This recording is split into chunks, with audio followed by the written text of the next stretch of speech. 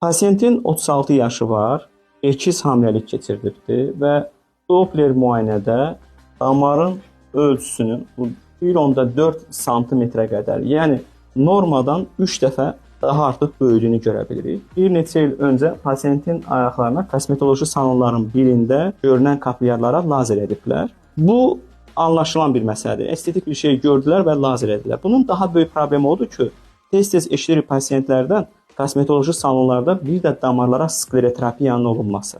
Məsələn, bu pasiyentin içəridə ciddi bir damar problemi var və bu qədər böyük qabarıq varikoz olmağına baxmayaraq gözlə görünən demək olar ki, bir qıvrım yoxdur. Halbuki pasiyentin sağ ayağının iki damarının əməliyyat olunması lazımdır. Əgər bu pasiyentə biz kor-korona skleroterapiya etsək, biz dedikdə təkcə özümü nəzərdə tutmuram, kosmetoloji salon və ya digər hər hansı bir həkimlə. Əlbəttə ki, bildiyimiz kimi kosmetoloji salonlarında əksəriyyəti həkimlər deyil və ya qeyri-ixtisas həkimlərdir. Məsələn, biri stomatologiyanı bitiribdir, biri uşaq həkimliyini bitiribdir.